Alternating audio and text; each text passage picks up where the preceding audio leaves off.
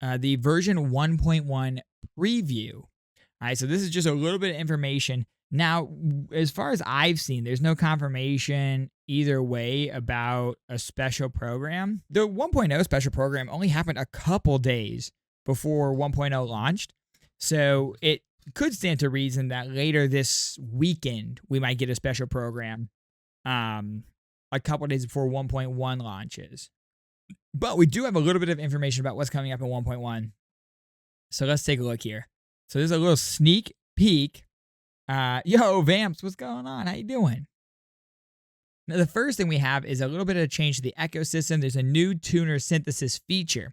All right, so that's to address the issue of lower grade tuners piling up. You can take those lower grade tuners and you can synthesize them into better ones. So now we can take, the blue or the purple tuners that we have, and we can synthesize them into premium tuners.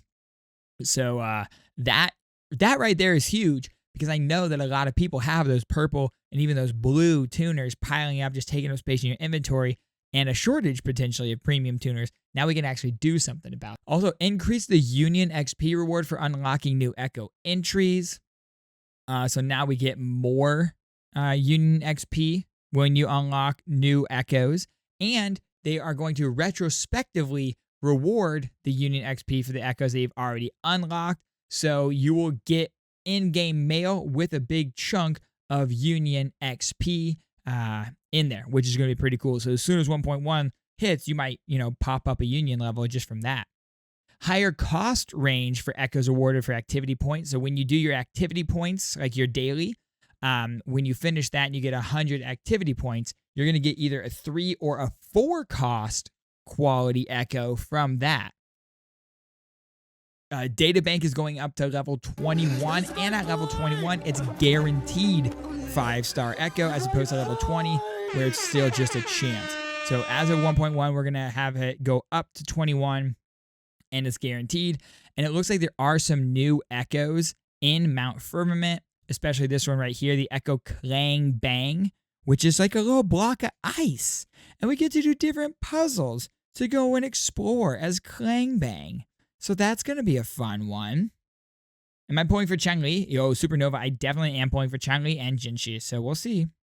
They also removed the Tacet Field Collection Reward animation, meaning there's no cutscene after you finish a Tacet Field now, which is fantastic. The shell credit cost for Echo leveling is reduced, and they simplified the Cruise Wing Challenge, slowed down the flying speed, and extended the time limit so that it's easier. I know that there's a lot of complaints about the Cruise Wing Challenge on mobile, especially the controls being really hard to manage on mobile. So maybe slowing down the flying speed and extending the time limit is to compensate for that and help out. There's also a new Depths of Elusive Realm content, Dreams Ablaze in Darkness, with raised event rewards. So there's a new event with new tokens, new symphony rank, different mimetic tuning, and 1,000 asteroids from that event, that's pretty generous. 1,000 asteroids from an event is great. There's also a new exploration event for the new Mount Firmament areas, and we have Tales from Mount Firmament, and we have a photo collection event, Traces of Mount Firmament, and they get 800 asteroids from that. And at 1.1, it's going to refresh the shop rewards. So we have Radiant Tide, Forging Tide, and Lustrous Tide, 7 of each in the shop for the oscillated coral. What else? Oh, and then we also have a 7-day login event, which is going to be fantastic. The Gifts of Celestial Light. Now, I know last time we got 4 of each Tide plus a free Sanois. I wonder if it's going to be similar, or are we going to get like a full 10 pull from it, or what is the login event going to be? Featured commission event, the Lolo campaign, a featured combat event, Tactical Simulacra, the leveling material double drop, which is fantastic. After Sound Abundance, double drops from your trainings. That's amazing. An Echo double drop event, Chord Cleansing. So that's going to be there. And also they're doing a layered map. Bro, already in 1.1, we're getting a layered map in Mount Firmament. So said Mount Firmament is going to be a little more complex. So we get map layers here, which is going to be amazing for exploration. And we can track our exploration progress for the current area via a map exploration progress. So that's pretty cool. And then there is also going to be an expanded detection range for the loot mapper, which is crazy because the loot mapper is already such an amazing tool. It just pings exactly where the chest is for you. You can deploy 3 at a time. And now they're expanding their range even further to discover supply chests. That's huge. A new resonator gallery feature, so you can see when you unlock the resonator, like exactly what time, which is pretty cool. And then there's a story dialogue feature, so if you skip over something in the story, you can go back and you can reread it. Or if you just want to reread something that happened in the dialogue, you can reread it now, which is really cool. They lower the level requirements for some of the different main quests, and there's more numbers and types of guidebook activity point quests. So there's more variety, and you can get points basically by doing more things. So it's still 100 points for your activity points every day, but now there's just more ways to do it.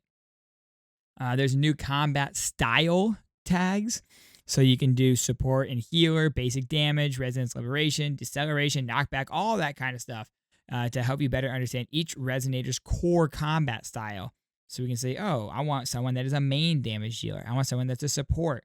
Now it'll actually tag that character's combat style, which is really cool. And I think it'll be helpful for a lot of people building teams.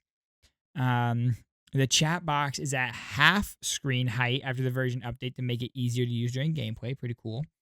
And there's also some controller optimizations. Now, I know one of the big things that people have been asking for that I still haven't seen any feedback on is controller support for mobile. I know they said that it's something that is coming, that they're working towards, but they have not done it yet. So we're still waiting on controller support for mobile. And again, this is not everything coming in 1.1. This is just a little sneak peek.